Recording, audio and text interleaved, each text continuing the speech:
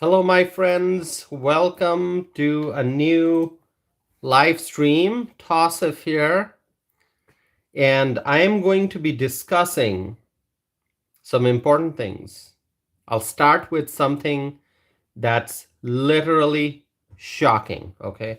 I'm not saying shocking as in a shocking news that'll shock you. It's obviously a shocking news, but it's literally shocking because it's about the earth shaking. Okay, I want to talk about the earthquake that happened in New York. Very, very scary. Very scary. Really scary. I mean, that's one of the most scariest things that can happen.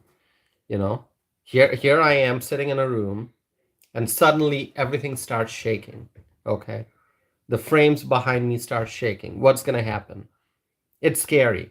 So thankfully, I'm in Wisconsin. I didn't have to deal with the earthquake in New York. And personally, I've never had any major earthquake experience in my life, but I I know how scary it can be. And um, that's my phone ringing. So Sheriff of YouTube is here. Sheriff, wonderful to see that you're here. Thank you for joining. And Sheriff is writing, I didn't know about any earthquake. I'm 8 hours drive from New York City. There was a major earthquake, Sheriff. Well, on the Richter scale, it was 4.8. I think some places have reported 4.7.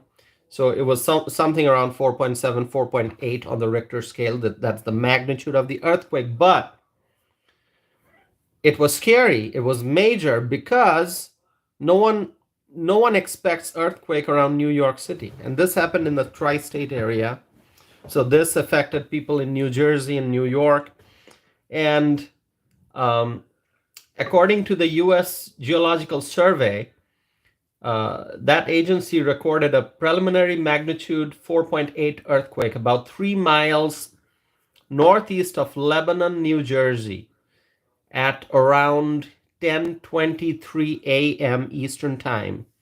So this happened in the morning, and I honestly I've never heard that New York could be an earthquake prone area. Okay. And I'm originally from Bangladesh. I think I may have mentioned that before.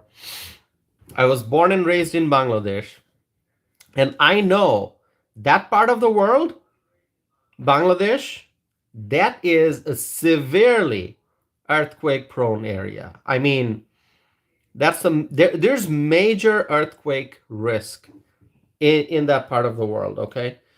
And in fact, over the last couple of years, there people have felt various earthquakes, small ones, medium ones, and I have seen different news reports, I've read different reports that clearly show that the experts, they fear that there's going to be a major earthquake in Bangladesh, in that part of the world, anytime. I mean, anytime, literally anytime. It could be next week, it could be a month from now, it could be within a year or 2 years. Like there's like it's due. That's what the experts say. And by the way, I'm not going to go into technical discussion because I don't have the kind of scientific knowledge that one must need in order to speak fluently about these things. But what I do know is that in South Asia, um, so much of energy has accumulated under the earth somewhere.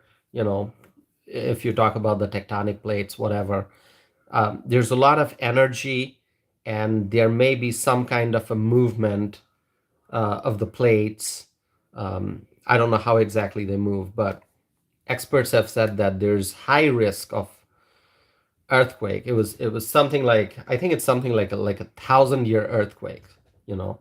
Um, anyway, um, coming back to New York, I never heard, honestly, and maybe I don't have enough knowledge in that area, but I have never heard of New York and that area being, earthquake prone. And so this came as a shock when it came as a shock to a lot of people, I think, when people found out, those who were affected and those from other parts of the country like myself. I think it came as a shock to everyone that there was an earthquake, 4.8. And what's really scary about this is the fact that it's a very big city. It's a city of millions and millions of people, and New York is I mean, it's a big city, but the city goes up, right? I mean, when you think of New York, people think of the skyline. People think of the tall buildings and the skyscrapers and the tall commercial buildings and the tall residential buildings. People think of like high-rise penthouses, so on and so forth. So it's a city that's not like, oh, the buildings are not tall, the city is like spread out, scattered. No, it's like very densely populated. And think about Manhattan, everything's going up, so the buildings go up. And so when you have skyscrapers and when you have so many tall buildings, um, and people living close to each other, I mean densely populated, um, like Madison here, okay? Madison is a city that's spread out, okay? There are spaces between buildings. It's going in different directions. It's expanding. It's a spread out city. There are tall buildings, but nothing compared to New York. So when you look at New York and the skyscrapers, tall buildings, the dense population, it's very scary if a place like that gets affected by an earthquake. It's very, very I've used the word scary so many times already, but because it is scary. Pamela Hernandez is here. Pamela Hernandez says, "Evening, everyone." Pamela, so wonderful to see that you're here. And yesterday, I know that we were talking about the solar eclipse that's coming up soon on Monday. And there was a brief mention, I think, in the chat window about the Earth's axis and earthquake. I think there was a mention of earthquake yesterday in the live chat window during the live stream. And this morning there's an earthquake in New York City. Very, very scary. And I pray for the people. I pray for the New Yorkers because they have been going through a lot. A lot. So many different things. I mean, the people of New York have been suffering. They have been suffering because of what the liberals have done to the city. And now, on top of all the pain and suffering, there comes the fear of earthquake. This is very sad. I mean, New York is going through a very, very tough time. Very, very tough time. You've got the migrant crisis, there's widespread crime, there's lawlessness, there's, service cuts, and now on top of everything else, people are living with the fear of earthquakes. And I've seen some video clips of how, people have cameras in their homes, outdoor cameras and even sometimes indoor cameras. And so I've seen different video clips that, that were published, that video clips that the news channels showed. I saw some video clips, and you can see the camera and everything still, and then everything starts shaking.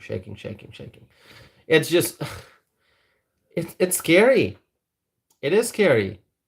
Okay. Thankfully, in Wisconsin, we're doing okay. All right. Sheriff, up in Canada, how are things going in Canada? Is there any risk of earthquake in Canada, Sheriff? I hope things are better in Canada.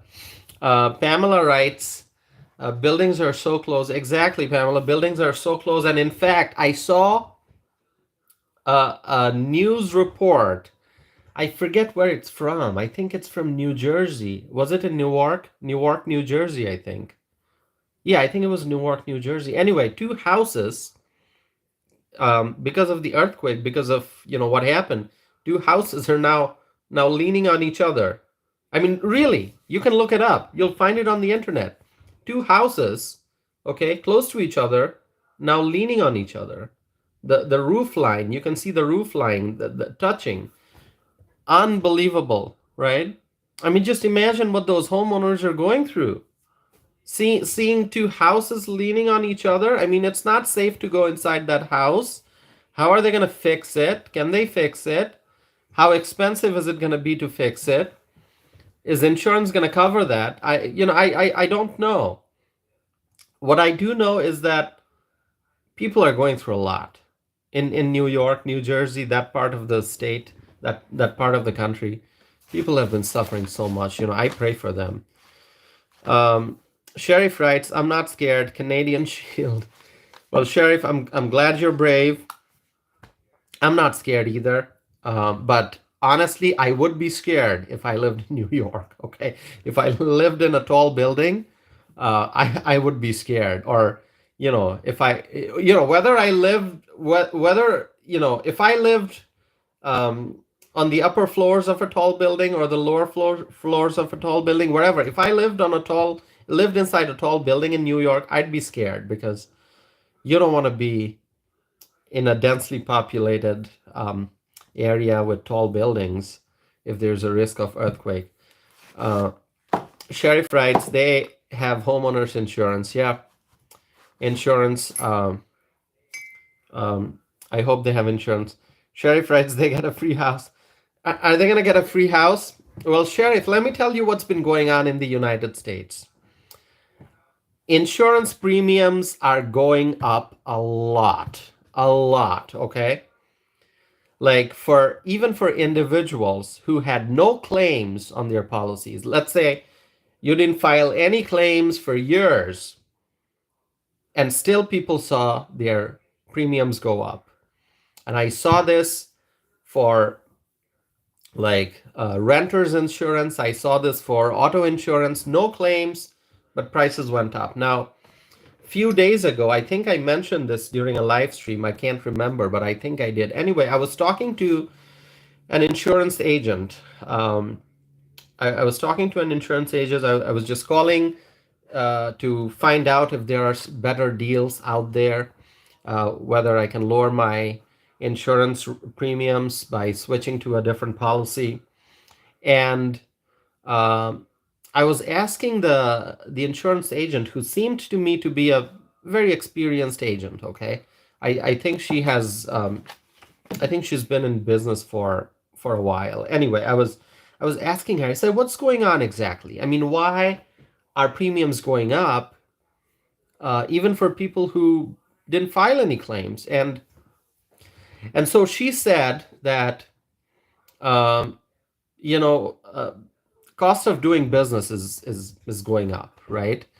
Because of all the supply chain problems that people had during COVID. Let's say you needed a spare part to fix your car. That part, in many cases, parts were not available, right? Because of how business slowed down and factories were closed and so on and so forth. So parts became more difficult to find. As a result, prices went up, and labor charge went up, which means that repairs cost more.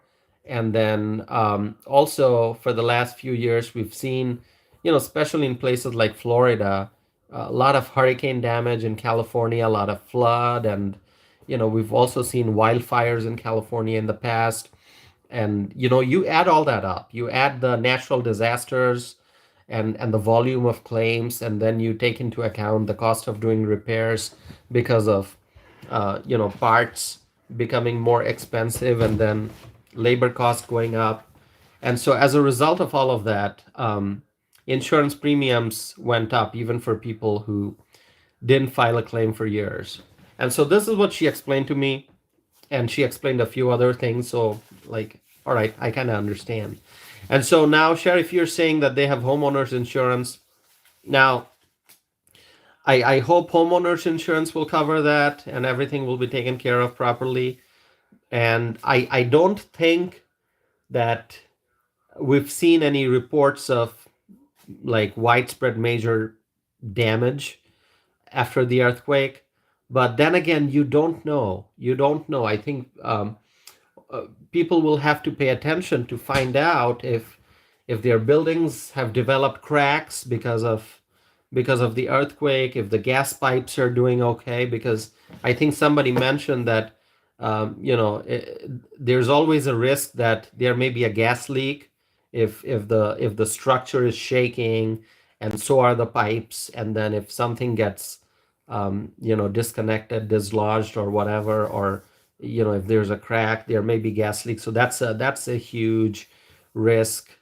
And anyway, I think it might be a while before we find out more about whether there are reports of damage, right? Some damages may not be readily, instantly visible.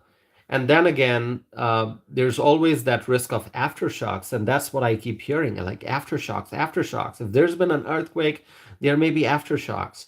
Anyway, Mayor Eric Adams of New York, he had a press conference, earlier. I think it was in the morning, maybe early afternoon. I can't remember when. I think it was morning. Anyway, he had a press conference. He had a whole group of people with him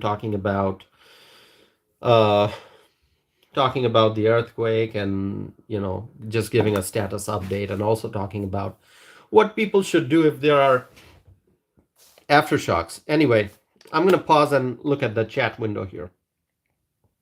Pamela writes, so many things going on. Exactly, Pamela. So many things are going on in the world. It's hard to keep track of everything.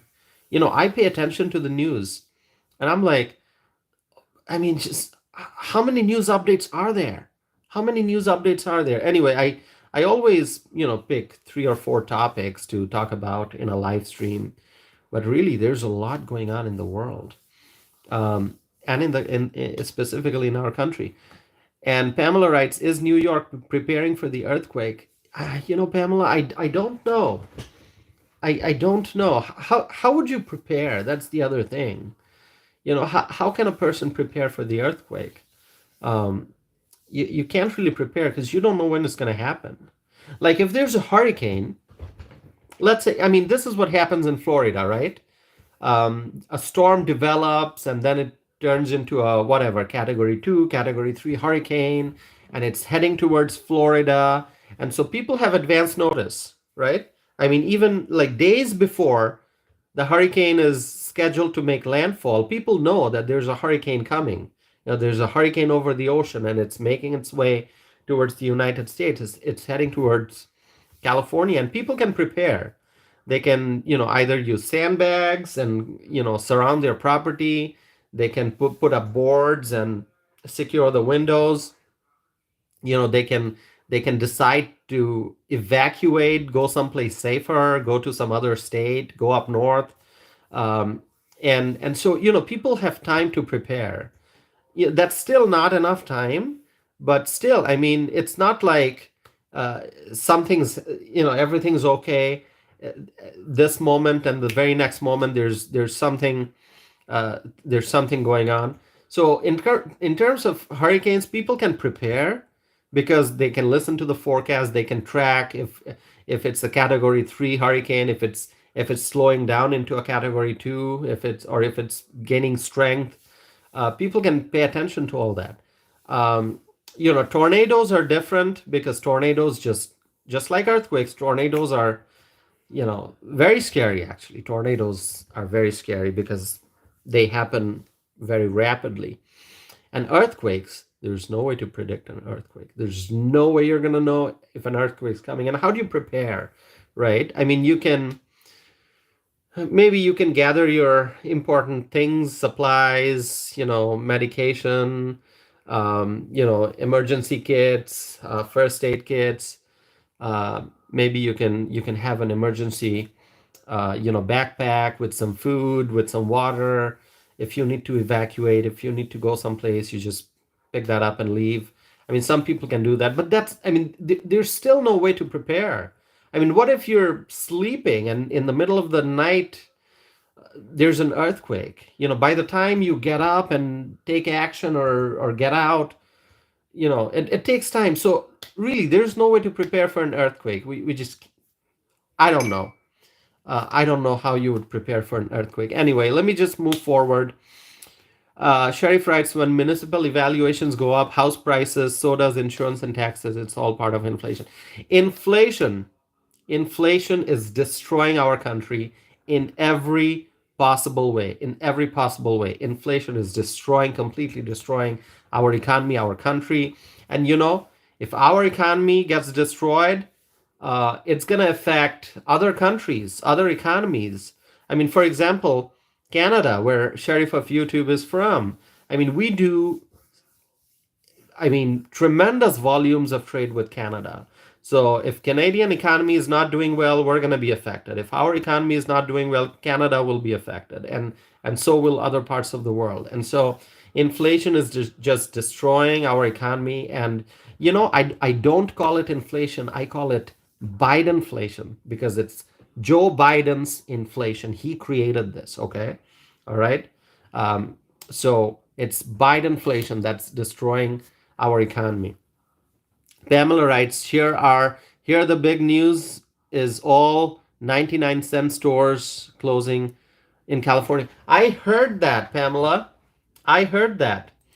And I think I know the exact number. So the 99-cent stores closing, 99-cent stores are closing all 371 locations nationwide. 99 cents only. That chain is closing all of the 371 locations across the country. Oh my God. So this is what happens when the economy is not doing well. I hear about layoffs in Wisconsin. I hear about layoffs in neighboring Illinois because businesses are closing, because businesses are stopping their operations, because businesses are laying people off to cut down their expenses. So Pamela, it's not just all 99-cent stores in California. It's all 99-cent stores nationwide. Okay. This is the Biden economy. And so I want to talk to the voters who voted for Biden in 2020. Okay.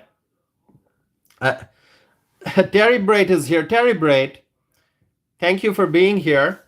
That's a very interesting comment that you have, Terry Braid. You're saying that they couldn't just change their name to $1.99. Yeah, go from 99 cents to $99, right? Really, that's how crazy the inflation is. And so anyway, I just want to ask the Biden voters, is this what you voted for? Really, ask the Biden voters, is this what you voted for? Is it what success looks like? When you oh, okay. Sorry. You said $1.99. Okay.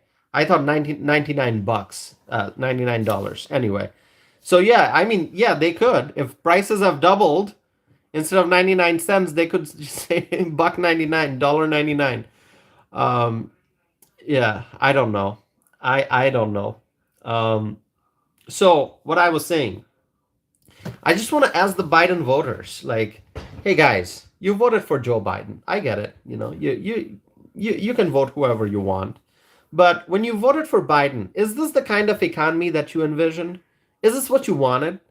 High gas prices, inflation, supply chain problems, and utility costs going up. Is this what you wanted? Is this what you were hoping for when you voted for Joe Biden? I mean, that's the question. So anyway, I'm gonna share with you a little bit of a personal experience. I was talking to somebody. Um, when was it? Sometime this week. Okay, the week just ended. I was talking to a person who is who absolutely doesn't like Donald Trump. All right, absolutely doesn't like. I mean, she made it very clear she doesn't like Donald Trump. I was talking to her, and she used some very colorful language. Okay, so I'm not gonna repeat what she said, but let me just tell you, this person I was talking to does not like Donald Trump. So I said, "All right, okay, I get it. I understand. That's okay. You're free to choose whoever you want to vote for. But let me just ask you, this economy that we have right now, and not just the economy, everything that's happening. Um, do you think you're happy? Do you think you're happy with the economy? Do you think everything's going well?" And she looked at me like this, and and I said, you know, I was just like, very calm. I was looking at her because I wanted the answer. Okay, she was looking at me like this for a second, and I could tell that she was angry for because I asked the question, and how can you deny something that's a fact? Like, this economy is bad with inflation and with supply chain issues, with gas price hike, and so obviously, I mean, anyone, you don't have to be an economist, you just have to be a consumer to know that this economy is bad. And so I asked her, like, okay, Joe Biden's in office. Are you happy with the economy, everything that's going on? And so she's looking at me like this. And then I'm like, I'm just in a calm way. I'm just waiting for my answer because I need the answer to the question. And she's like looking at me like this. She doesn't want to answer, but she has to, obviously, because the previous, like, just a second ago, she was talking about how much she dislikes Donald Trump, and Donald Trump is blah blah blah blah blah. Anyway, so she's looking at me like this, not happy that I asked the question, but she has to answer because her favorite president is in the White House, right? I mean, she doesn't like Donald Trump, so she must be happy with Biden. So I asked her. She's looking at me, and I'm patiently waiting, and then she says, "Yes," and I'm like, "Okay, so you like the economy? You like everything that's going on?" "Yes, I think everything's going well." So, all right, okay. I mean, see this. What can you do about that? If somebody, just because the person doesn't like Joe Biden, doesn't like Donald Trump, just because somebody doesn't like Donald Trump, that person's willing to say everything's going well. The economy is great, everything's great, I'm happy. All right. I mean, if people are stuck with their lack of with their dislike for Donald Trump, if they dislike Donald Trump so much that they are ready to just keep their eyes closed and not see the devastation, the economic devastation that's taking place in this country, then what can I say? I'm like, all right, if you're happy with how Joe Biden's running things, great, good for you. Anyway, had to share that. So Arletta Jordan is here. Arletta, thank you for being here. Welcome. Um, and obviously Pamela Hernandez is here. Susan just joined. Susan, hello. So wonderful to see that you're here. We were talking about the earthquake. Very, very scary earthquake. And so, anyway, I just pray for the people of New York. So Susan's writing, did you feel the earthquake? Well, I am here in Wisconsin. We didn't feel anything. This happened in New York, New Jersey, and I think Connecticut.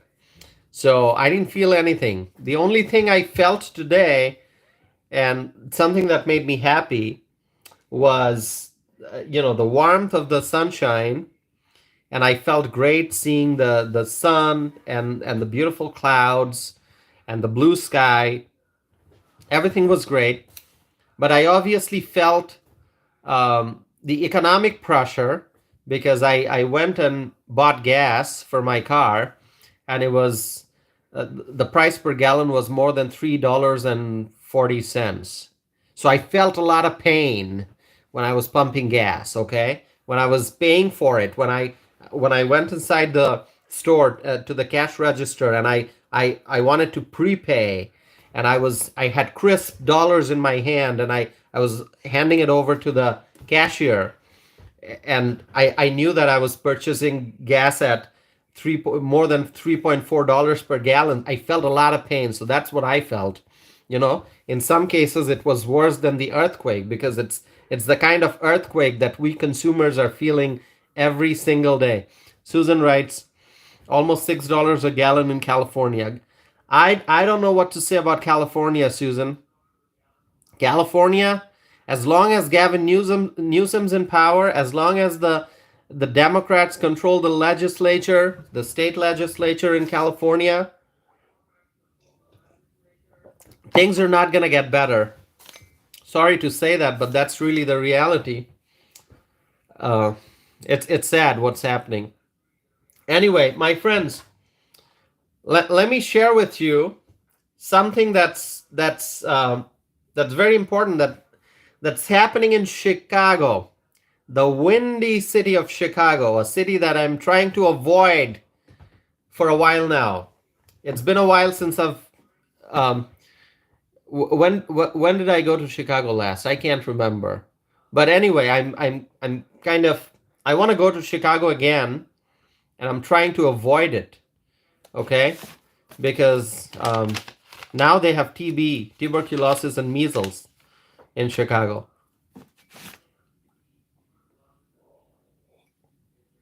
All right. Susan writes, next year, no more gas-powered lawn machines in California. No more barbecue. So, no more barbecue. That's sad. Susan, you need to go to Texas. They'll have a lot of barbecue there. Pamela writes, I have a question. Why is the Biden regime doing this to our country? What do they want to gain? I don't know the answer to that, Pamela. A lot of people are wondering, why is the Biden regime doing this? I don't know. Good question. We can all just keep guessing, We can make a few guesses, but how would we ever know? I mean, who's really running the show behind the scenes? Because Biden seems confused most of the time. Because Biden's coming to the podium, and he's making gaffes, he's making mistakes, and when he's done with the speech, he turns around, he doesn't know if he should go right, if he should go left, where he should go, and then somebody has to point out where he needs to go. It's like, is Biden really running the show, or is his administration telling him what to do? I don't know. All I know is I want Trump back in the White House. Okay, make America great again. So let me tell you what's going on in Chicago, my friends. Chicago Mayor Brandon Johnson, the mayor of Chicago, Brandon Johnson. You know what? This is his first anniversary. This is the first anniversary of Brandon Johnson's election as the mayor of Chicago. So he's probably in a mood to celebrate. I'm guessing. I don't know for sure. He's probably in a mood to celebrate because this is the anniversary of his election as mayor. But for the people of Chicago, there's really nothing to celebrate. There really is nothing to celebrate, because since Brandon Johnson came to power, the people of Chicago, they have been suffering. So here's what Brandon Johnson did, and you're going to be shocked. You're going to be shocked when I say what I'm going to say now. Brandon Johnson, the mayor of the windy city of Chicago, is asking President Joe Biden to give work permits to nearly 500,000 illegal immigrants in the state of Illinois. Oh my God, as the younger folks like to say, OMG. This is crazy. What is he asking for? Mayor Brandon Johnson is asking the Biden administration to give work permits to close to 500,000 illegal immigrants in the state. Unbelievable. Let's see some comments in the live chat window. Pamela writes, Susan, sister, I live in California too. Susan writes, Pamela, where? I'm in Grover Beach. And Susan also writes between Santa Maria and I can't pronounce the next few words. San Luis. Okay. And Susan writes Los Angeles. Pamela writes Los Angeles. So Pamela is in Los Angeles, which Pamela has mentioned before, and Susan is in Grover Beach. Now, how far is Grover Beach from Los Angeles? I don't know. I gotta look it up on the map. Let me do that. Let me pause for a second and see Grover Beach, California, and how far is that from LA? I'm just gonna use general. Okay. Oh, that's 3 hours. Wow. 3 hours. All right. Okay. Oh, I see that on the map. All right. So, Susan, I see you are in Grover Beach. That seems to be a very beautiful place. I'm looking it up on the map here. Wow, it's a beautiful place, I think. I mean, California is beautiful. There's no doubt about that. I mean, what a beautiful state. But the sad thing is that beautiful state is being ruined by the Democrats. All right, let's see. Arletta writes, wow. So Arletta, are you referring to, when you say wow, are you expressing your shock at what I just said about Chicago Mayor Brandon Johnson's request for Joe Biden?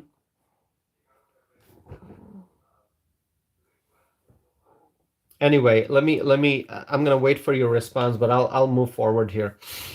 So Brandon Johnson, he said that he said that he wants the president to extend the same economic opportunities.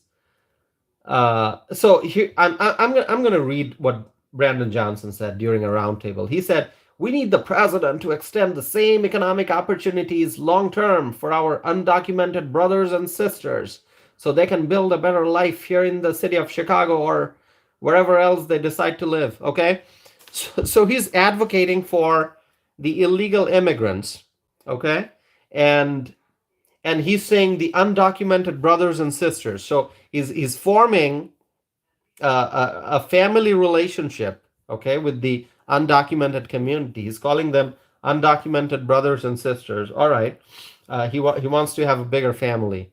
Brandon Johnson here. He wants more brothers and sisters. All right, Brandon Johnson can have more brothers and sisters. That's fine. That's fine with me. You want to have, 500,000 brothers and sisters? All right, good for you, Brandon. Anyway, so the problem is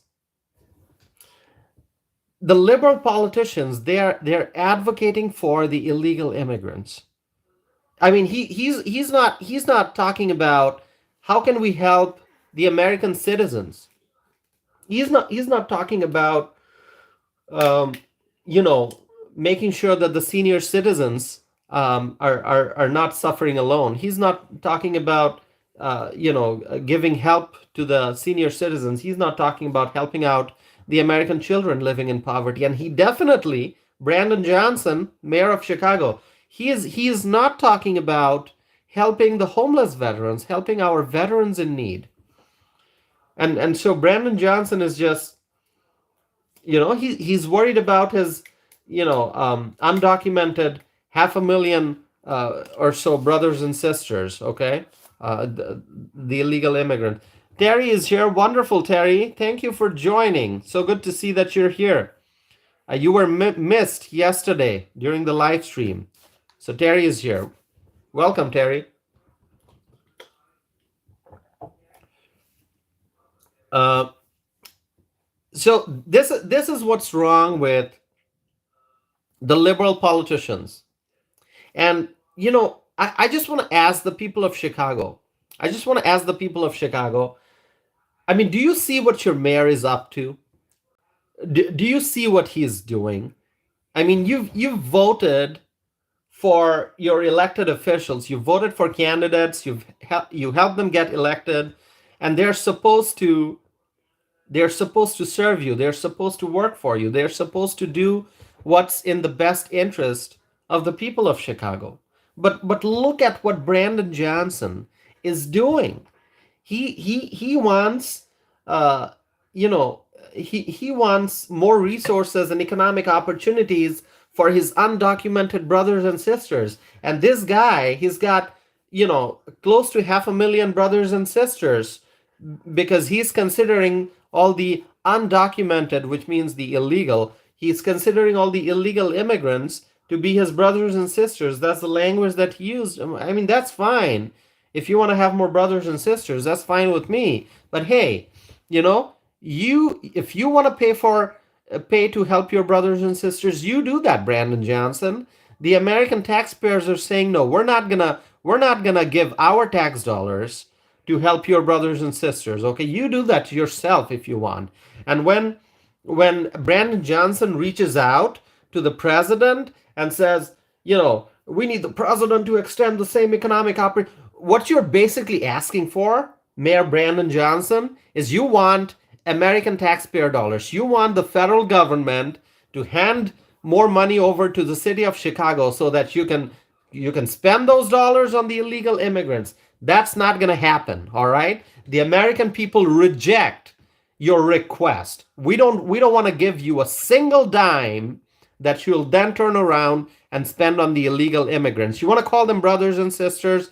Good for you, okay? But we got our families to feed. The American people are suffering because they cannot afford groceries, okay? They cannot afford to pay co-pays for their medical appointments because they have got bills piling up. And many high school graduates, they cannot think about going to college just because they are afraid of the high cost of education. I mean, you know what? The American people are sick and tired of liberals like Brandon Johnson, who he's, I mean, this guy, Brandon Johnson, he's not saying that, hey, I care about the Americans living in Chicago. These are my brothers and sisters. He's not saying that. He's saying the undocumented brothers and sisters. I mean, you keep your undocumented brothers and sisters and you want to take care of them, you take care of them with your money. But the American taxpayers are just sick and tired of illegal immigration, and we don't want to spend a single dime, we don't want to spend a single penny on undocumented immigrants, okay? We just don't want to do it. And when this guy asks the federal government for money, he's asking for federal dollars, which is our tax dollars. Our tax dollars from all over the country. We pay taxes, and those dollars go to the federal government. And Brandon Johnson wants a piece of that pie. He's not going to get it. Let's see. Arletta writes, earthquake 4.8, eclipse, devil's comet.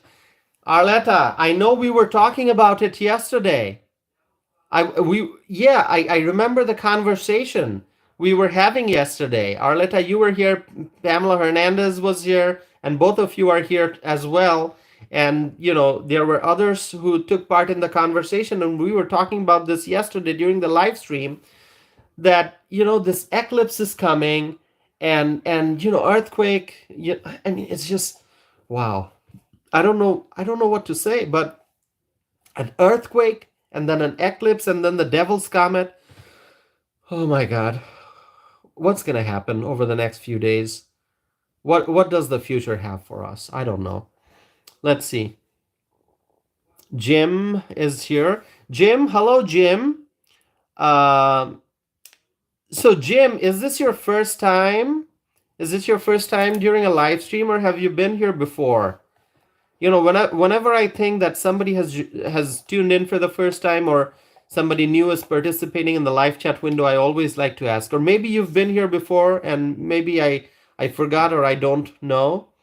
But Jim, is this your first time here? Oh, Jim says, hi, Toss, a first time at a live stream.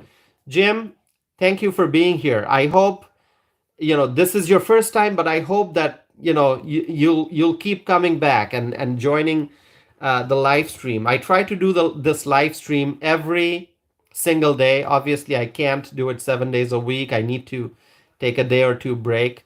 So usually, I think on a Sunday, I like to take a break, but I try to do this live stream as much as I can. So Jim, thank you for joining.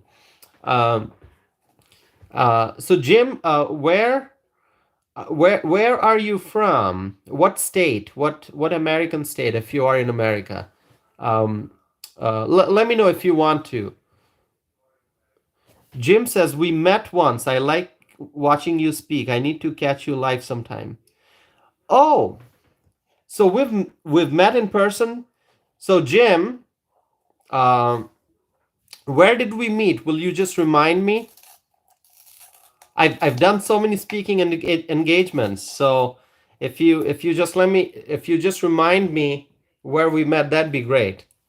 But Jim, you're so wonderful to see that you're here.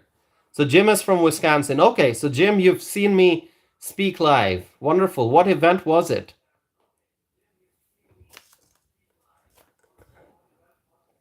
Okay, I'll wait for your response, Jim. Let me look at some of the other comments here. Um, so let's see. Terry Braid writes, totally agree, Tassif. Thank you, Terry Braid, for agreeing with me. Terry Dunlap writes, we have our own brothers and sisters to help. Exactly, Terry. That's what I'm talking about. We have our own families, brothers and sisters. I mean, I don't have siblings, but, generally speaking, we have our own brothers and sisters and parents and neighbors and grandparents and children to take care of. So, that should be the priority. Anyway, let's see. Jim writes, it was really difficult to file federal taxes this year. Yeah, I mean, filing taxes is so complicated, right? It should be a very simple thing. Everyone should be able to file their own taxes, but it's so complicated because the US tax code is complicated and there are changes that happen. And, you don't want to make a mistake because if you do, then the IRS comes after you. So, a lot of people need professional help to file taxes. And then that also costs money. So anyway, it's just it's just the federal tax code should actually be much simpler. Let me just say that, but it's not. What can we do? So Jim, I totally understand when you say it was difficult to file federal taxes this year. All right, Focus is here. Focus and keep it on the policies. And Focus writes, gas prices 3.58 a gallon. Focus, I paid more than $3.4 per gallon today. I don't remember all the digits after the decimal. I think it was like 3.449 or something like that. It's very high. Let's see. Arletta writes, earthquake 4.8, eclipse, devil's comment. Yeah, I've seen that comment before. And Focus is also writing 99-cent only stores are shutting down. We were talking about it, Focus. We were talking about it. Actually, I looked up the news.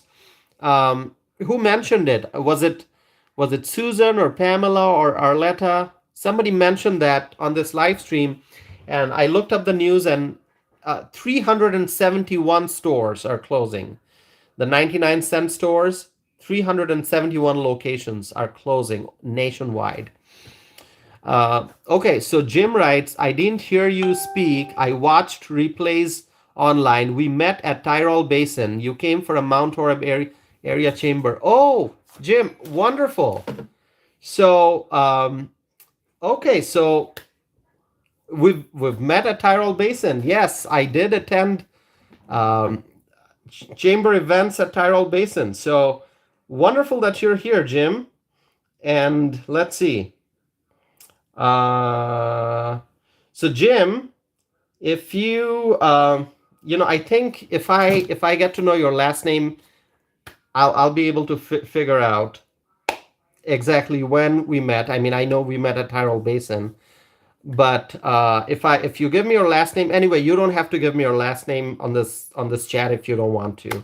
But if you give me your last name, I'll be able to figure out exactly. Um, let me just see here. Mm. So Jim, I just want to thank you for being here. And so Jim is from Wisconsin. You're, if we met at Tyrol Basin, you probably live very close because Tyrol Basin is in Mount Horeb, which is just a short drive from here. So thank you, Jim. Thank you. I hope you'll stay connected to my channel, Jim. Thank you. Okay, let me read some of the other comments here. Let's see. I'm scrolling back here. Okay. Pamela writes, vets, elderly, and disabled people first. Exactly, Pamela. We have to help the elderly. We have to help individuals with disabilities. We have to help our veterans. Those are the priorities. And also the children, because the children are our future. They are the future. So if children are suffering, if they have physical health problems, mental health problems, if they are hungry and they are not getting enough food, we have to help them. We have to help them out. We have to help American families. Let's see. Terry writes, bigger quakes in New Jersey happened after Taiwan. Nobody talks about those. Yeah, big earthquake in Taiwan and then in the tri-state area in the Northeast. What's going on? Focus writes, Focus writes, they want more undocumented migrants. That's what it seems to me when you're paying attention and seeing what's going on in Chicago. When you hear the mayor of Chicago embrace illegal immigration, I mean that's that's problematic. So they are enticing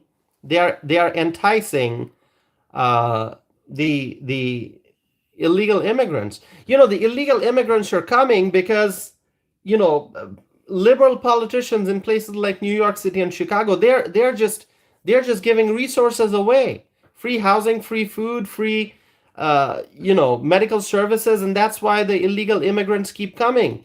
And now Mayor Brandon Johnson wants to help the illegal immigrants even more by urging the president to give them work permits. All right, let's see. Um, let me just see here. Um, Pamela writes, the Earth is changing the axis. The axes are shifting. Yes, Pamela, I think you mentioned that yesterday, and I did think about that when I heard about the earthquake today, because I think that's the conversation we had very briefly during the live stream yesterday.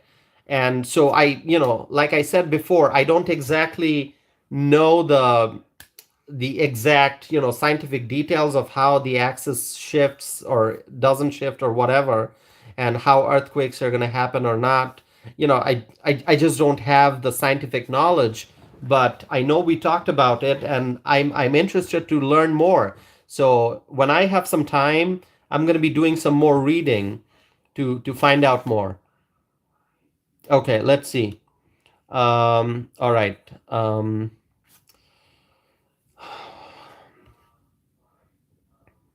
So Susan writes, many fast food places closing in California because of the $20 an hour the worker. So yes, Susan, I was going to talk about it later in the live stream, but you already mentioned that. I'm happy you did. It's a very sad thing what's happening in California. So I don't think that the government should should, poke its nose in the free market, but that's what's happening. Government's trying to control people's lives in California. The government's coming up with all kinds of interventions to disrupt the market. And, I understand that people need to make more money. And obviously people do, because I see a lot of people, they can't keep up with their expenses. So people, they're working hard, they're struggling to make more money. But the problem is that when the government tries to artificially raise the minimum wage, there will be job losses. That's what's going to happen. People will lose jobs because employers are going to say, you know what, I used to pay $16 an hour. Now government's forcing me to pay $20 an hour to my employees. I'm gonna have to, you know, you know, now I'm gonna have less employees working. Okay, so some employees will lose their jobs, and that's sad. What's happening? Jim writes, "LOL, $20 is hilarious. Like no one takes Econ 101 anymore." Exactly, Jim. Exactly. These politicians in California, they have never taken Econ 101. I don't think they have ever taken Econ 101. Or maybe they took Econ 101 and they failed that course. I mean, the government should just stay out of the private market. Let the private market work. And the reason why everything's so expensive in California is because the government has been poking its nose in the market for a long time, right? The government has been raising taxes, raising fees, and that's how the cost of living goes up, price of everything goes up, and over regulation and just a lot of red tape, right? A lot of red tape. Anyway, California, the economy is a mess. We know that. Um, um, Let me see. Uh, Let me read some comments here. I'm just scrolling back here. Uh, Jim writes, "Oh no, I just didn't think the federal government utilizing my money in a constructive way." No, the federal government with the Biden administration in charge and the Democrats in power, I mean, they have not been managing the economy well at all. And it's because of the economic mismanagement. That's why we have inflation. That's why we have the supply chain problems. If anyone thinks that the supply chain problems are gone, they're not. There are still many items that you can find, or they are in short supply, or they are scarce, which is why they are more expensive. It's a mess, and this is because of the Democrats. Let's see. Mm. So Susan writes, "My son was in UCLA Medical Center for over a year. The hospital social worker told him all she could find for him was a cot. He has one arm and walks with a cane." Oh, so sorry to hear that, Susan. So sorry to hear that. Arletta writes, "Susan, is your son okay now?" Um, Susan, I will be praying for your son, and it's sorry to hear what he is going through in California. Having to stay in a cot. Um, so Susan, sorry to hear that, and let's all pray for Susan's son. Okay, everyone listening to this live stream, everyone who's participating in the chat window, let's pray for Susan's son so that he can be back in good health and he can get the medical care that he needs. So Susan, thank you for sharing that with us. Very sorry to hear the challenges your son is facing, and we will all pray for him, definitely. Um, Terry writes, "Four Family Dollar stores closing in South Dakota."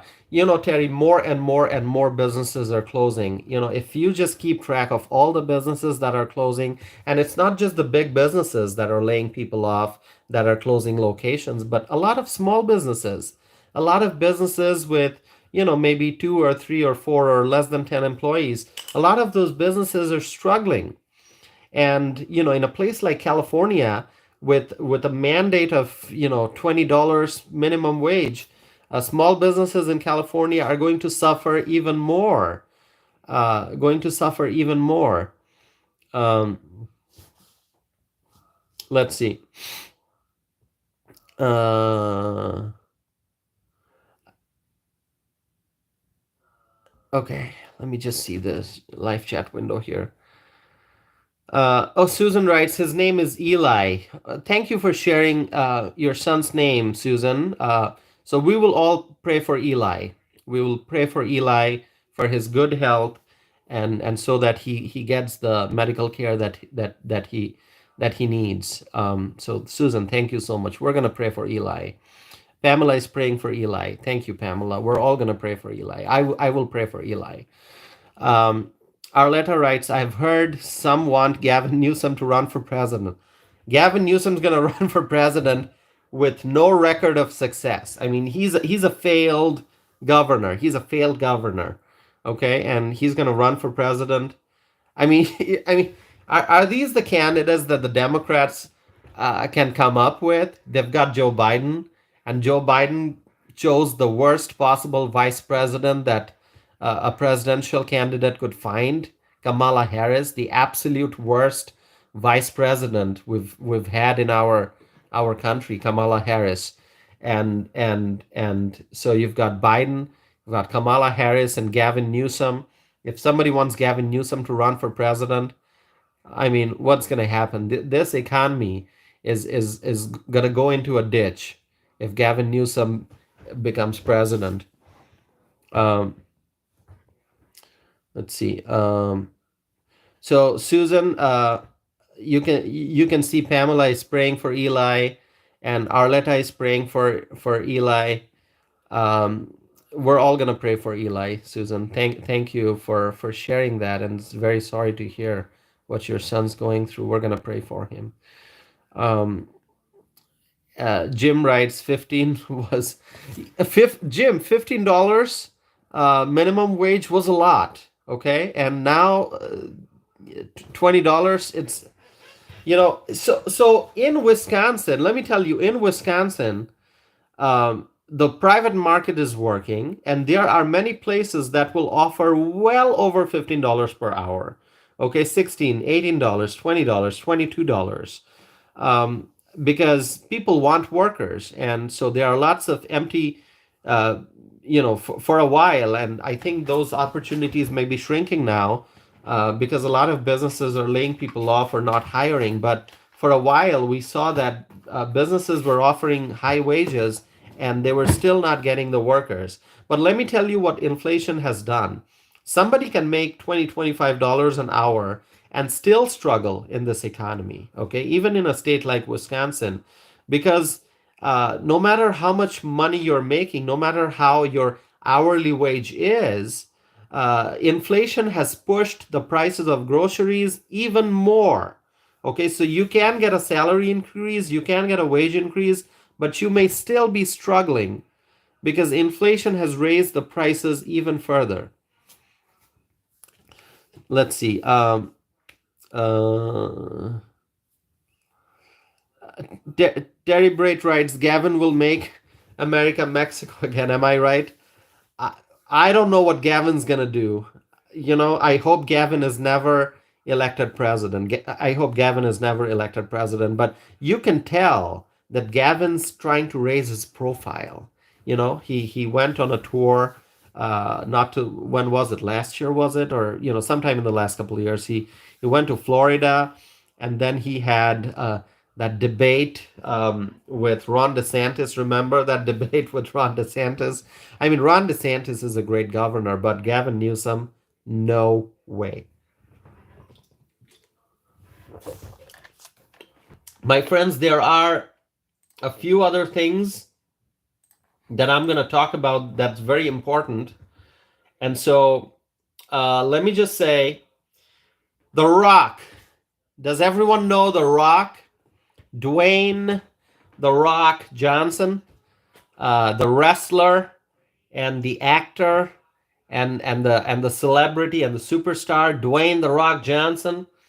Dwayne The Rock Johnson, he's the one who says, if you smell what The Rock is cooking.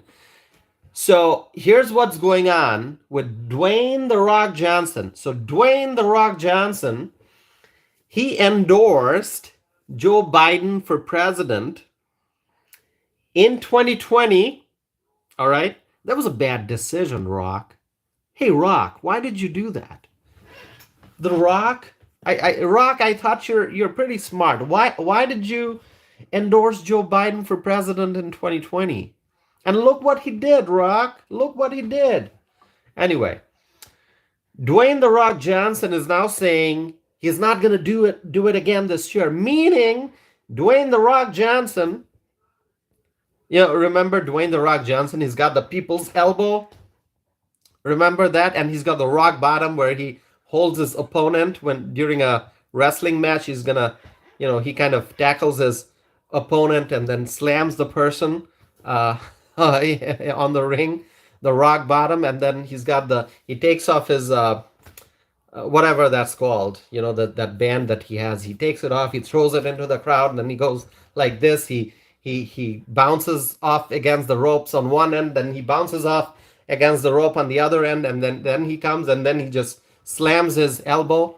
I mean, Dwayne the Rock Johnson, all right, he regrets endorsing Joe Biden for president in 2020, and he's saying, not gonna do it again, Joe. Not gonna do it again. So Dwayne the Rock Johnson is not gonna endorse Joe Biden in 2024. All right. Let's see. Let's see. Terry writes, yeah, Rock, good comedy actor. And Jim is also writing about The Rock. Terry is writing about Maui. I'm gonna have to learn more about the real estate connection there. I actually don't know much about it, so I may have missed something. Anyway, Terry writes, good actor, poor political candidate chooser. Exactly. He has expressed his regret that he regrets endorsing Joe Biden.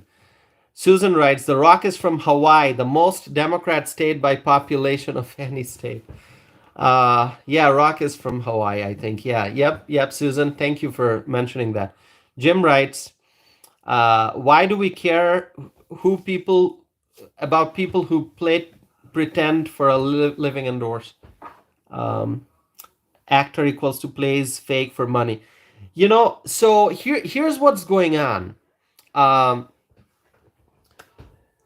The Democrats, they rely on these celebrity endorsements. Okay, I mean, celebrities who drive expensive cars, luxury vehicles, and they live in mansions, and they have yachts and boats, and they have they have penthouses, and they travel first class on an airplane, and many of them have private jets. I mean, these are the people that the Democrats count on during elections. Okay, these celebrities, many of them are really out of touch. These celebrities, I mean, the price of gas can go up 5 times. Okay, from $3.44 here in Madison, Wisconsin. The price can, I mean, even if it's $20 a gallon for gas, it's not going to hurt these multi-millionaire and billionaire celebrities. They're going to be fine. Food prices can go up, as much as possible. It's not going to affect the celebrities. It's not going to put a dent in their budget. Okay, because they have super expensive life. So the thing is, their endorsements really don't matter. Okay, in the grand scheme of things, it doesn't matter. It doesn't. Look at the larger picture. It doesn't matter. But what ends up happening is that there are lots of voters out there who are not very much informed. They are not informed. They are not paying attention to the news. They are not staying up to date on current events. And so what happens is that Rock has a lot of fans. And so if Rock says, hey, I'm endorsing Biden, then, his fans who are not very much, involved in keeping track of what's going on in the world, and who the good guys are and who are the politicians who are not helping people. If Rock has followers who are not very much informed, if they don't know Econ 101, then they may just count on Rock's endorsement and then go vote for Biden. And I think that's what these Democrats rely on. These Democrats rely on these celebrity endorsements so that these celebrities and their thousands and millions of followers can kind of sway the election in favor of Democrats. And so that's where these celebrity endorsements come into play, and that's why these celebrities endorsements are somewhat powerful. But then again, in an economy like this, I mean, is The Rock gonna tell me what's good and what's bad for me?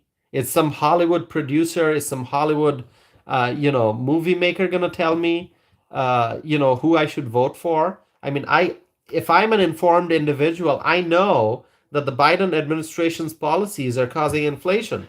I know that Biden is, taking our country away from energy independence. Well, when Trump was in office, we achieved energy independence, but with Biden in power, we are becoming dependent on foreign oil, foreign energy, and that's not what we want. So I, as a voter, I know what's going on. So all the Hollywood celebrities can come and tell me vote for Biden. I'm not going to vote for Biden because I know what's going on in the world. But sadly, there are voters out there who don't know what's going on, who are not paying attention. And, if The Rock says, vote for this candidate, they may vote for the candidate that Rock says they should vote for. But this time, The Rock is saying he's not going to endorse Joe Biden. And I think that's a good decision. Don't endorse. And the fact that he came out and said he's not going to endorse, I think that's powerful. So I'm going to give credit to The Rock for saying that, for being outspoken about, his plan to not endorse. And the fact that he said he expressed that he regrets endorsing Joe Biden. That's, I mean, well, I hope that he would not have endorsed Joe Biden in 2020, but he did it. The Rock did it. But now that he's coming out and saying that he regrets doing it, well, thank you for saying that, Rock. Let's see. Pamela writes, Cher says that if Trump gets in office, she is leaving the United States and going where? I mean, we heard that before, right? I mean, I'm not talking about Cher. I'm talking about a lot of celebrities in general. We heard that. They said, "Oh, if Trump gets elected, I'm leaving this country. I'm going somewhere else." Well, a lot of those celebrities are still here. And why are they here? And they didn't leave when Trump came to power. They didn't leave. All right? And there were folks out there who said, if those celebrities want to leave, I'm going to buy them plane tickets. They can go wherever they want. So there were Trump supporters who were saying that we're going to buy them plane tickets if they want to get out of the United States. Anyway, so they can just keep saying that they're going to leave. I mean, they can leave. That's fine. Susan Epp writes, Gavin Newsom is Nancy Pelosi's nephew. Oh, really? I didn't know that. So thank you for mentioning that, Susan.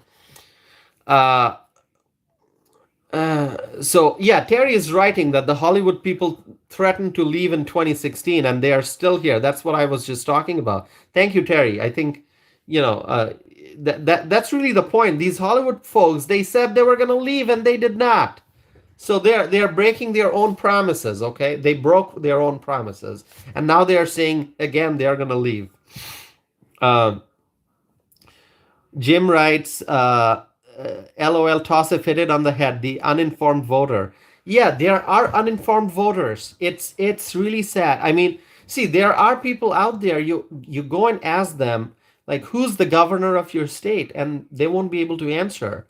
You ask them, like, who's the mayor of your city? Name the mayor of your city. They won't be able to answer that. You can ask them, like, who's your member of Congress? Who's the congressperson from the district in which you live? They won't be able to answer that. And so, what can we do about it? I guess we need better education in schools, better civics education, better history lessons, better, we just want people to pay attention. But anyway, I'm hoping that we're going to head towards a society where more and more people are going to uh, have knowledge of government and politics, because that we're all better off when we pay attention. Um, yeah, Jim says, or worse, due to their lack of information, they are easily swayed emotionally. Um, yeah, exactly. If people are not paying attention, if they're not able to do an objective analysis of what's going on, and if they only rely on the narratives they hear on TV, then that's really not good for society. Uh, yeah, we just want people to pay attention. Exactly, we want people to pay attention. So let's see. Some other comments here. All right. So, um,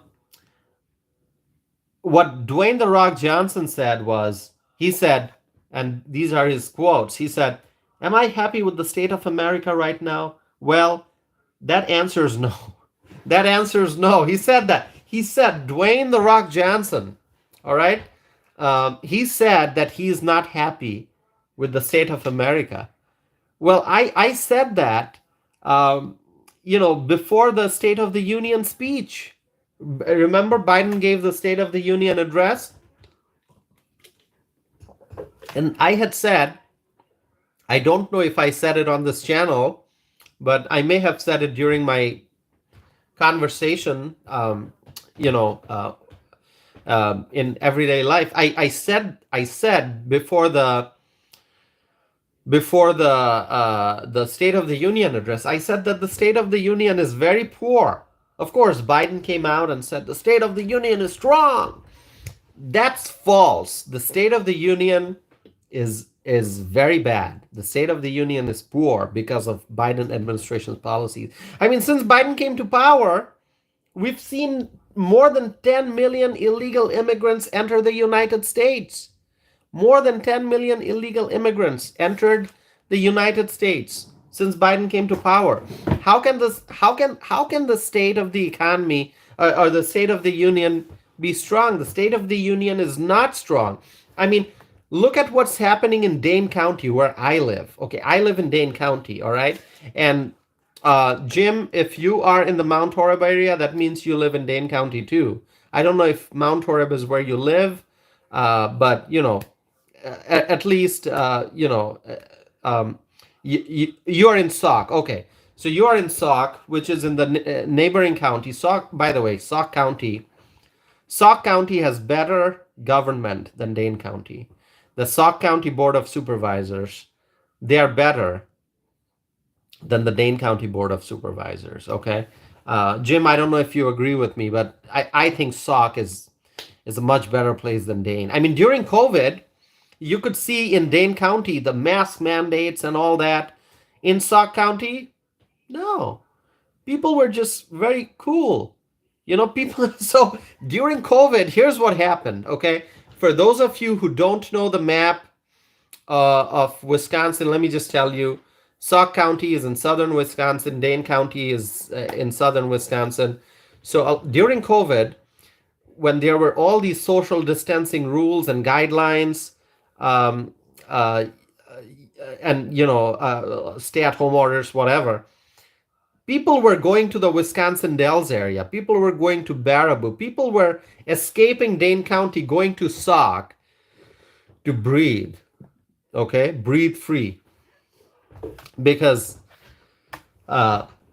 Sauk County is, for the most part, freedom loving. Okay, the leaders there are much better, and um, Jim writes, we are turning purple hard. Well, I know that there are some left-wing socialist-minded folks in Sauk, but I think still Sauk is in good shape so far. Let's see. Terry writes, everybody has better government than Madison. Terry. Oh, I gotta find out what happened to that projected budget deficit of $27 million in Madison. I have to check out an update on that. Let's see. Pamela Hernandez writes, Terry, agree. And then Jim is also responding, and Jim is writing, yeah, I went clubbing in the Dells, and it was like nobody was celebrating COVID. COVID, I mean, so one other place where people could go and kind of escape all the COVID rules and restrictions is Walworth County. By the way, Walworth County in Wisconsin is one of the most beautiful counties, in my opinion. I mean, you go to the Lake Geneva area, so beautiful. So a lot of people from Dane County, they were either going to Sauk County, in the Dells area, in the Baraboo area, Spring Green, just to have a relaxing good time. And then they were also going to the Walworth County area to kind of have a normal life, because in Dane County everyone's wearing masks, people are social distancing, and if you went out without wearing a mask, then the liberals would look at you as if you're doing something very wrong. I mean, freedom was crushed in Dane County. There was no freedom. Stay-at-home orders, mandates, lockdowns. So many businesses were hurt too. So a lot of people went to Sauk County or to Walworth County to have a good time. Arletta writes, 10 million that we must provide for. How are we going to do that? I don't know, Arletta. It's a good question. I mean, there's a housing crisis. There's a housing crisis in the United States, in Dane County, where I live. I mean, houses are so expensive. Rent is going up in so many places, and still more and more people are coming into Dane County, and it's just like people can't afford housing in Dane. So it's a big crisis, and there's similar situation in other parts of the country.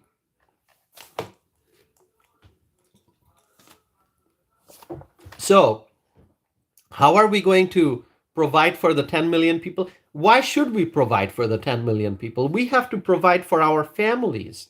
We have to take care of our families. We may be able to help out our friends, our neighbors, the people in our community. Why are we going to provide for 10 million people? These individuals, they made the decision to walk across the southern border and to enter the United States without permission, without authorization, without visa. And they're coming here and they feel entitled. They want free housing, they want free food, they want free medical service, and nothing is free. Someone's paying for it, the American taxpayers. Why should we pay for food and beverage and housing and medical services for the migrants? We must not do that. Let's see. Terry writes, Dane people moved into green and bumped our population up 10% in 2010.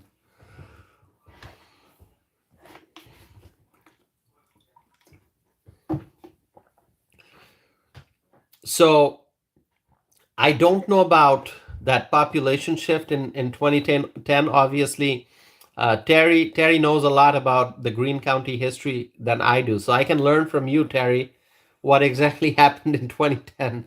But Greene County is beautiful. Greene County is very nice, and very scenic beauty. Lots of wonderful farms, lots of cheese. South Dakota did no masks. I escaped to South Dakota in 2020. So South Dakota is a freedom-loving state, Terry. You're in the right place, South Dakota. Great place. So Jim writes, they would get in your face and scream, put on a mask until you complied. Exactly, that's what happened.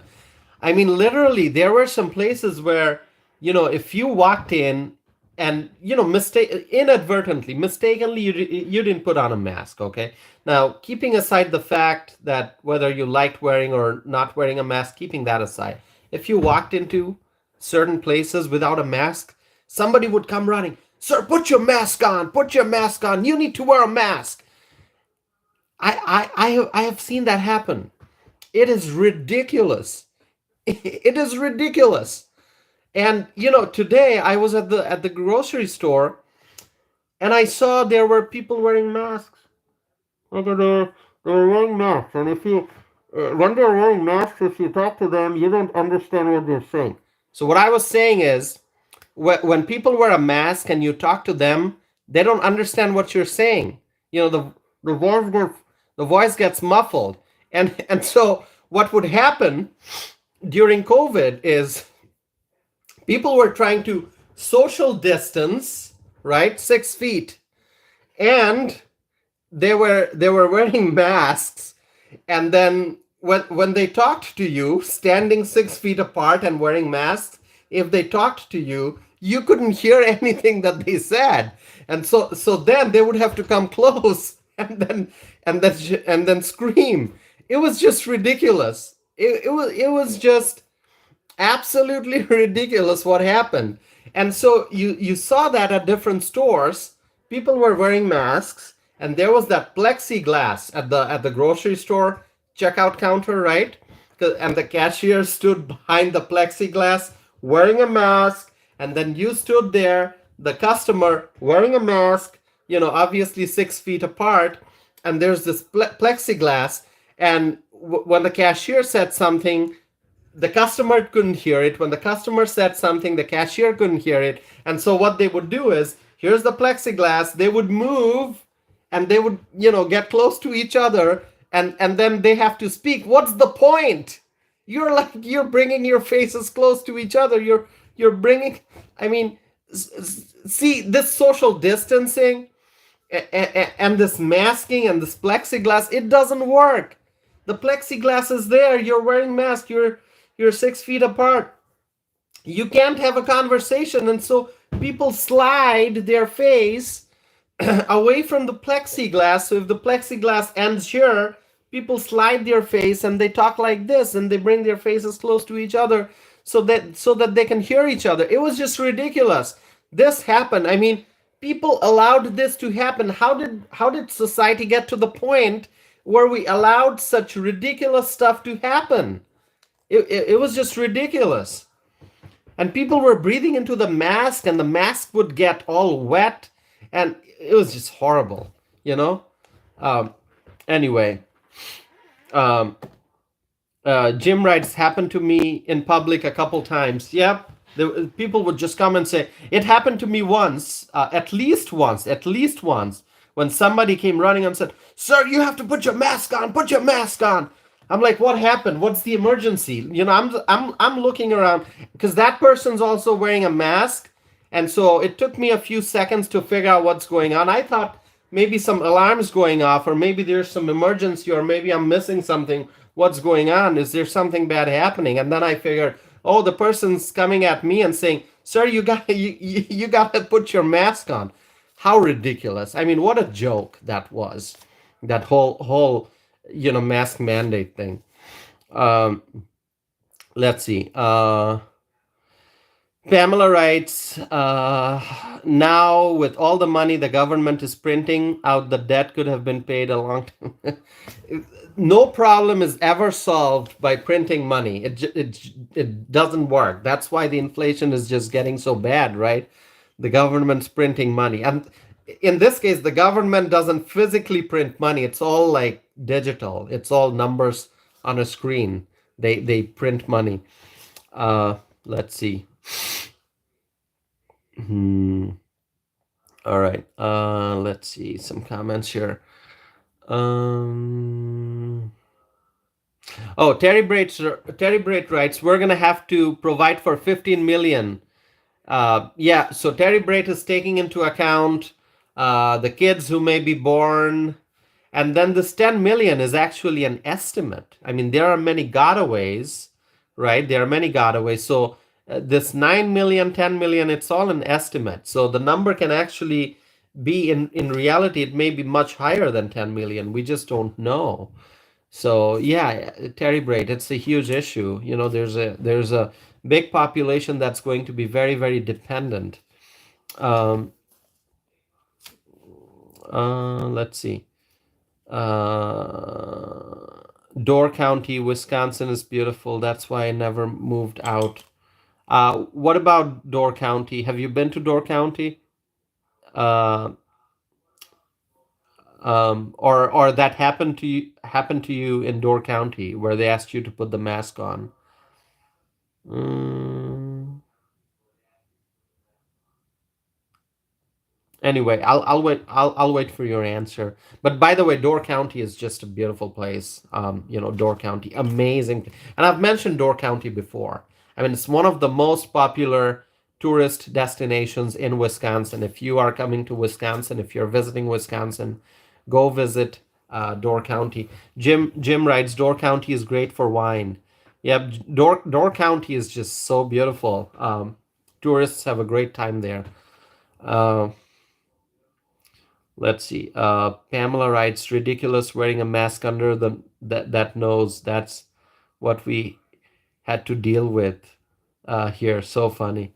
Yeah, it's like those masks are, and do people really think that you can stop the spread of COVID wearing masks?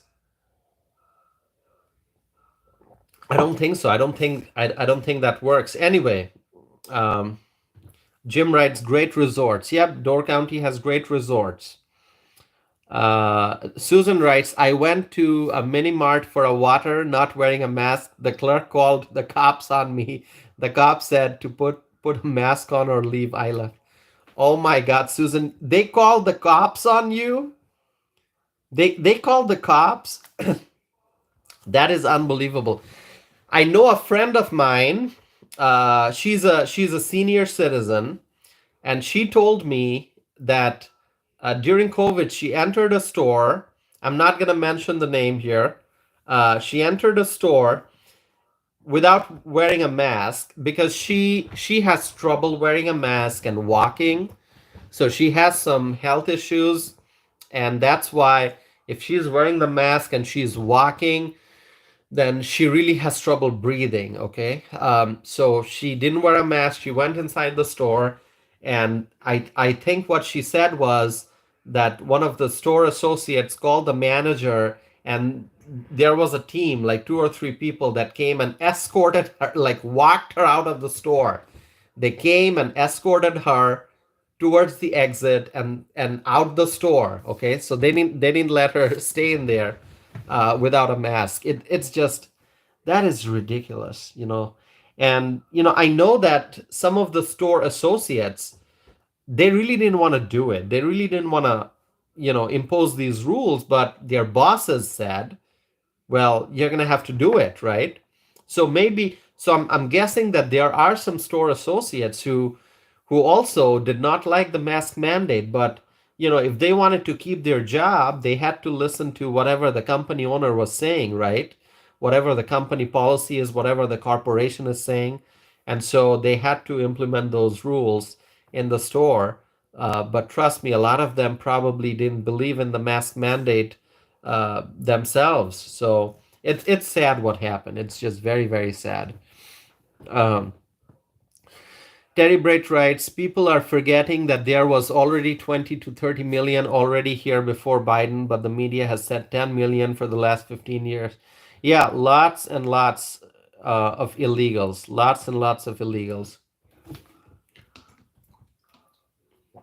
And it's all an estimate, right? It's all an estimate. Are we ever going to know the real number of the illegal immigrants who have entered the United States? It's all an estimate. When they say 10 million, well, it's probably far more than 10 million. It's probably far more than that. Uh, so Susan says in Honolulu. So this happened to you in Honolulu. That's very sad. That is just very, very sad.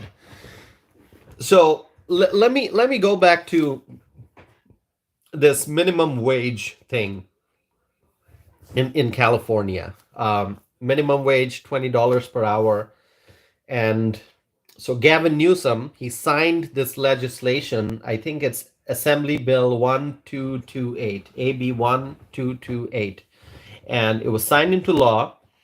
And so it establishes a pay raise, a minimum wage of $20 per hour, and so prices for burgers and fries and other fast food items have increased in California in various places. Okay, so food prices. If you're in California and you want to buy a burger or some fries or some other fast food items, you're probably going to see higher prices because of this minimum wage law.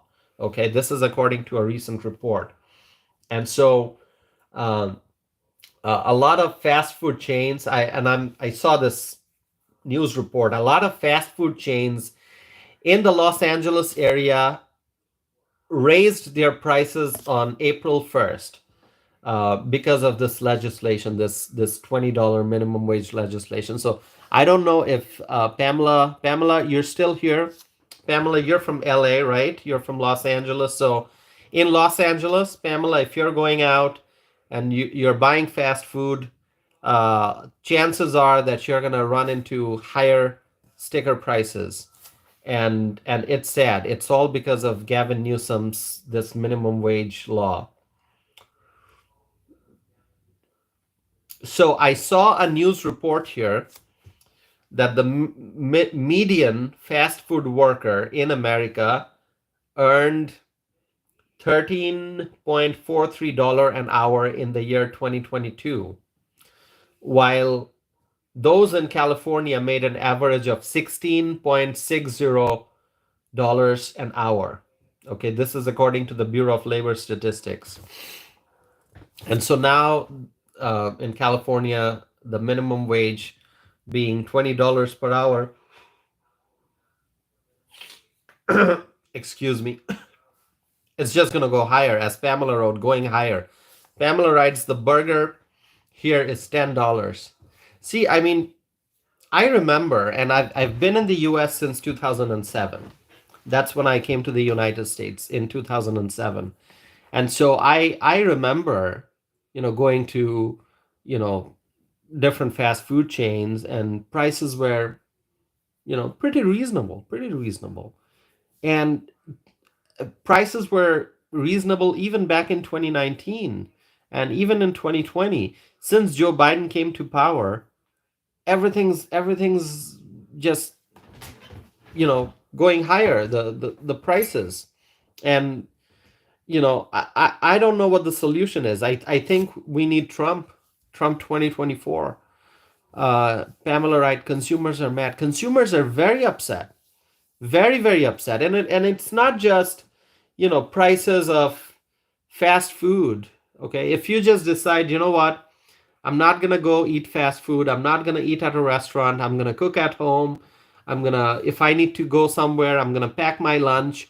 If you just decide to stop eating outside and you decide that you're just gonna uh, make your food at home, even then, price of produce, price of packaged foods, price of ingredients, price of, chicken and beef, everything's gone up. Everything's gone up. And so, grocery items are so expensive. See, Terry is writing here, groceries are actually up 37%. That's what Terry is writing. And so even if you decide you're not gonna eat outside, you're gonna make food at home, even then people are suffering because groceries are so expensive. Even making food at home is expensive.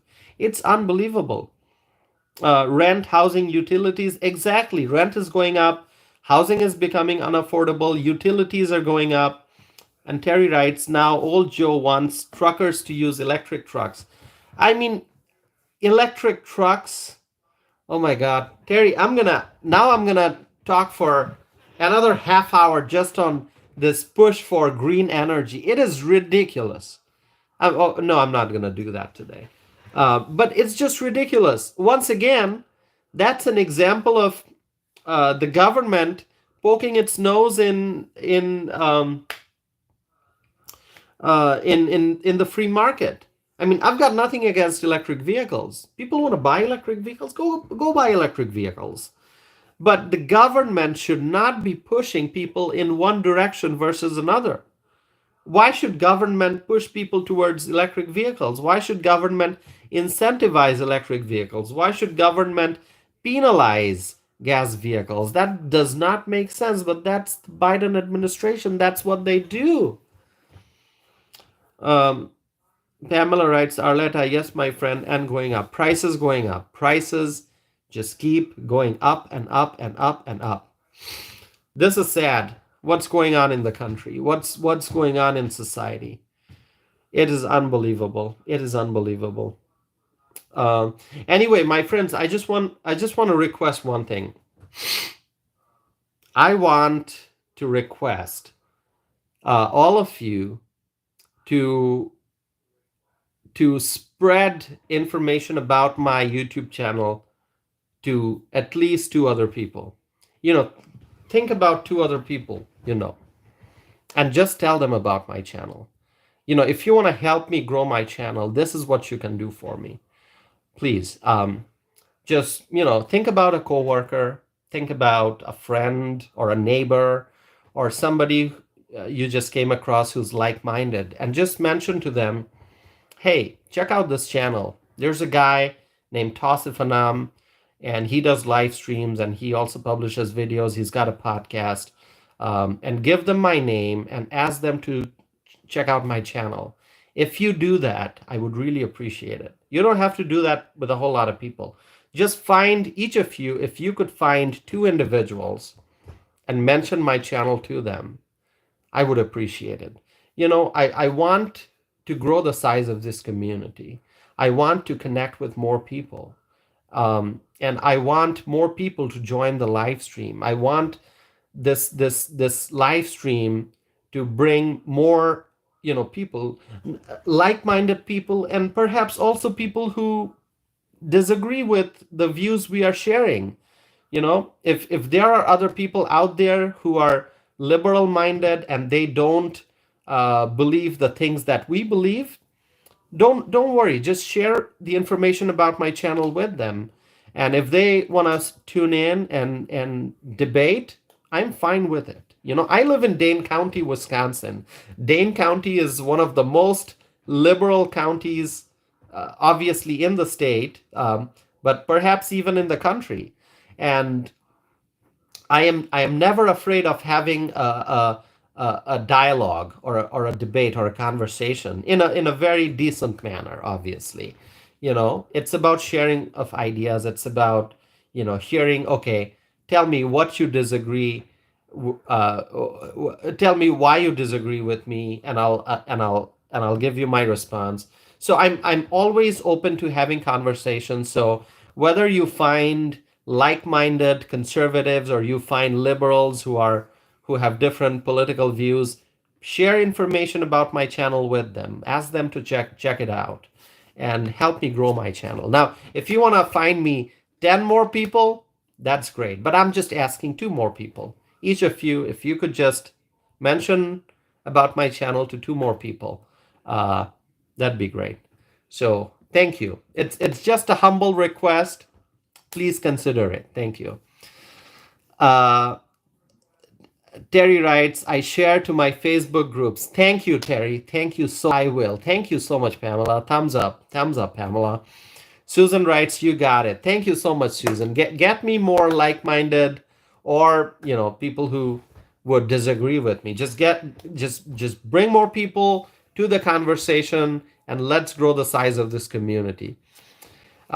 Jim writes, Madison equals Lil San Francisco. Jim. Yeah, well, I think San Francisco is in a much, much worse shape. I mean, obviously we have crises in Madison, but nothing close to San Francisco. And yeah, you're saying little San Francisco. You're not saying San Francisco. You're saying little San Francisco. So I understand that. And obviously, Jim, you're not far from Madison. I mean, obviously, you're in a much better, conservative place, Sauk County. But, if you're coming to Mount Horeb, if you work in Mount Horeb, then obviously you're in Dane County, right? Jim writes, okay, not that bad. So Terry Brait is writing, nice shirt. Thank you so much. Yeah, it's a very comfortable shirt, It makes me feel like it's summer. Okay. Now, the last few days, the weather was really bad. We had rain, we had snow, we had, it was cold, chilly. You couldn't see the sun, it was cloudy. But finally, there was a lot of sunshine today. And so I decided, you know what? At night, when I'm doing the live stream, I'm going to wear something nice and comfortable. And obviously, I'm inside, so I can control my temperature here. Turn on the AC or turn on the heat. So that's not an issue, but yeah, thank you. I like this. I like this print. I've had this shirt for a few years. I really like it. Thank you. Terry writes, San Fran has Pelosi to keep it tight. San Francisco is represented by Nancy Pelosi. And who do we have? We have Mark Pocan. All right. Those who don't know Mark Pocan, you can look him up. Oh, far left, far left, Mark Pocan. Anyway, not gonna discuss Mark Pocan. There are a few conservative candidates running in the Republican primary. They want to challenge Mark Pocan in the general election. Jim writes, today was beautiful. I was outside all day working in the yard. It was awesome. Yeah, today was really, really beautiful. It was just an amazing day. And then obviously for me, it's been an amazing night so far because I got to spend so much time with all of you. I enjoy having these conversations. And, 1 hour and 45 minutes have gone by and I have thoroughly enjoyed this conversation. Obviously, we've talked about some really serious stuff, like, this minimum wage hike and the earthquake, which is very, very scary, and the crisis in Chicago and what Mayor Brandon Johnson is doing to make the crisis worse. So we have discussed some really serious topics. We've talked about some challenges, some difficulties, some crises. But, the more we talk about these things, the more informed we become, the more information we share, the more we learn. And so we have to keep these conversations going. I really appreciate it. And then let's see some comments here. Pamela writes, Terry, I believe, Shummer. So Shummer, I guess I'm not Schumer. I'm missing the. Oh, you're talking about Chuck Schumer. Pamela. Pamela, you're in California, right? So are you talking about Chuck Schumer? That's what I'm trying to figure out. Susan writes, in Hawaii we have Mazie Hirono and Brian Schatz. Yeah, that's who you have in the Senate. Jim writes, oh no, Pam, I'm sorry. Chuck Schumer. Chuck Schumer proposed in 2022, and I said that before in a live stream. I think Chuck Schumer proposed in 2022 that there should be a pathway to citizenship for 11 million illegal immigrants. It was 11 million, the number that he quoted at the time. I mean, these people, Schumer and his gang, I mean, oh my God, I don't know what to say. They want pathway to citizenship for illegal immigrants, okay? No way, not gonna happen. And that's what I wrote an op-ed published in the Western Journal, and I countered that. I said, not gonna happen, okay? Because you know what the Democrats, they are trying to do, they're trying to create more voters, really. Because if somebody becomes a citizen, that person is eligible to vote. And so that's why the Democrats want to give citizenship to the illegal immigrants, because they need more voters. And in New York, what they're trying to do is grant voting rights for city elections to non-citizens. And that's something I've discussed before. And a court has struck down this law that the city council passed in New York. So the city council is appealing that ruling. So they are engaging in a legal fight to try to establish voting rights for non-citizens for city elections in New York. Bad idea, horrible idea. No non-citizens have no voting rights. Okay, Voting is only for US citizens, natural born citizens and naturalized citizens. But a person has to be a US citizen to vote in an American election. That's what I think should be. Um, all right, let's see. Terry Brait writes Schumer. Yeah. So Pamela, if you are in California, you Schumer is in New York. So if you're in California, you can't have Schumer. The Chuck Schumer is from New York, not California. So Pamela, you may have somebody else. Because Schumer is in New York. Let's see. Mm, anyway, I'll wait for your comments here. Um, yeah, Schumer is in New York. So in California, let's see.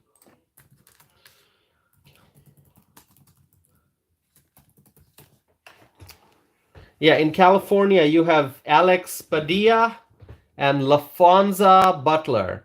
And Adam Schiff is running for Senate, but he's not a senator yet, but he's in the House. Yeah. Uh,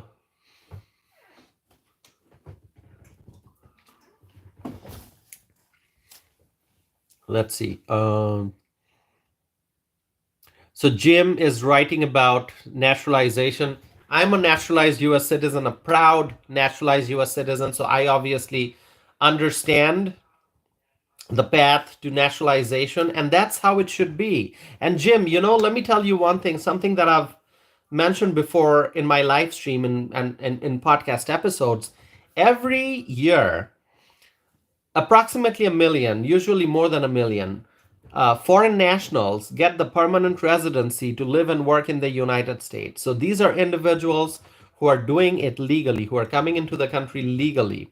And then hundreds of thousands of people become naturalized US citizens every year. So we are an immigrant friendly country, but we cannot allow illegal immigrants to pour into the country through the southern border. So legal immigrants are rejecting illegal immigration because legal immigrants are coming in legally. They are going through background check, they're doing the paperwork, they are paying the fees, they're doing all the right things, they're coming here paying taxes, getting their education, building their career, working hard, pursuing the American dream, and that's how it should be. So a lot of legal immigrants oppose illegal immigration. They don't want illegal immigration. Why should anyone get a shortcut into the country? Because that's what the illegals are getting. The legal immigrants, they come here and they have to be responsible for their own expenses and they have to work hard to earn a living. But the illegals are coming in and they want free stuff. They want free housing, free food, free medical services, and so on and so forth. So that's very, very unfair. And I don't know how many of you know, I've mentioned this before.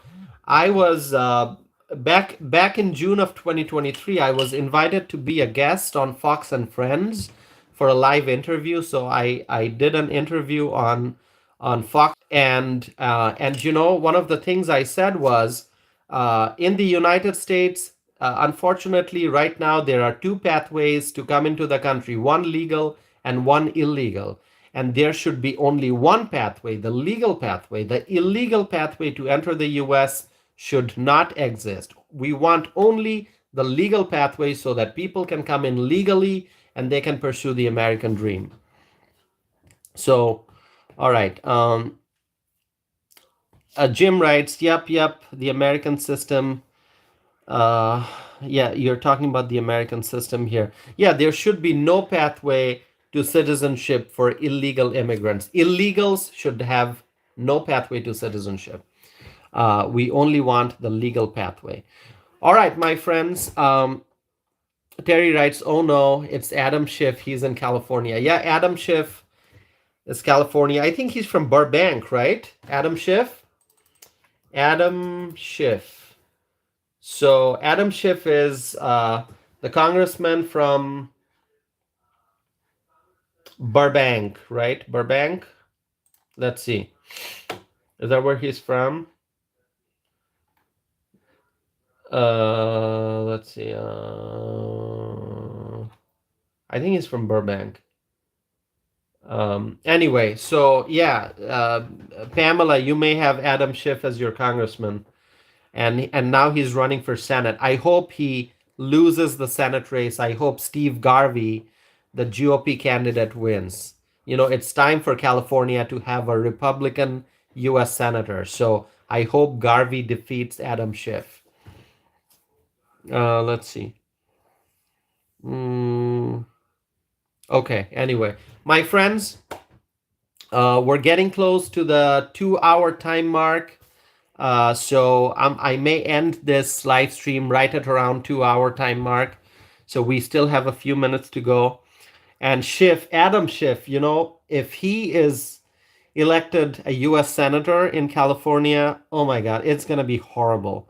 It's gonna be horrible. I mean, Schiff has, as a congressman, the things that he did, the way he spent his time in Congress, you know, he gets a failing grade, all right? And now he's running for US Senate. He's a left-wing politician, and I hope that Steve Garvey defeats Adam Schiff, okay? We have to pay attention to the Senate race there. Now, let me tell you one thing. The Republicans have a strong chance. There's a strong possibility that the Republicans may regain the majority in the U.S. Senate. So if Bernie Moreno wins in Ohio, we're gonna gain a U.S. Senate seat. If Larry Hogan wins in Maryland, we're gonna gain a U.S. Senate seat. If Jim Justice wins in West Virginia, we're going to gain a U.S. Senate seat. If Gary Lake wins in Arizona, we're going to gain a U.S. Senate seat. And we also have a U.S. Senate race right here in Wisconsin. You know, Tammy Baldwin is up for re-election, and she's running for re-election. And so there are a couple of candidates who are running in from the Republican side. And, you know, Donald Trump just endorsed Eric Hovde for U.S. Senate. So if Eric Hovde wins, then we gain another U.S. Senate seat. So we have a good opportunity to win a few seats, and for Republicans to regain the majority in the U.S. Senate. So pay attention to all the Senate races. Going to be very, very important. And so let's see what happens. All right. My friends, it is always so wonderful spending time with you. We have to think positive, right? In spite of all the challenges that we're facing and all the difficulties that we're seeing around us, and you know, even in our personal lives, we may be facing difficulties because because of the economy, because of the transformations taking place in society, because of the liberal policies in our communities. But we have to think positive. We have to have hope, and we have to continue to fight for freedom. This is all about freedom. We have to fight for freedom. We have to protect our constitutional rights, and we have to do our part as informed citizens and as voters.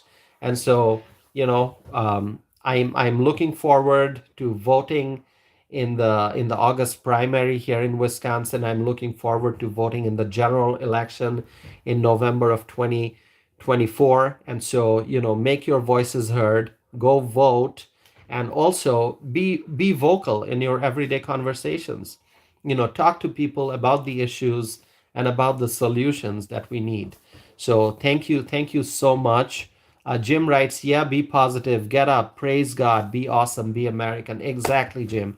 Thank you so much. We have to encourage each other. We need enthusiasm. We need strength in order to continue to fight for freedom.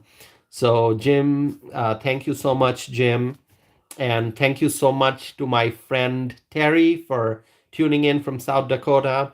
And also Arletta, thank you so much for being here and spending time in this live stream. Thank you, Terry Brait. And thank you, Sheriff of YouTube. I don't know if Sheriff of YouTube is still here. Sheriff of YouTube was here earlier. Susan Epp, thank you so much, Susan. Thank you for spending time with us. And once again, everyone, let's pray for Susan's son. Let's pray for Eli. Don't forget, pray for Eli. Thank you so much, Susan. And let's see. Thank you so much, Jim. I hope you can join future live streams. Stay connected with us. And, all right. Have I missed anyone? I don't know. If I have missed anyone, I'm very, very sorry. Thank you. Please, as I said, as I requested, talk about my channel to at least 2 other people. I would really appreciate that. Help me spread my word. Help me spread my message. So thank you, everyone.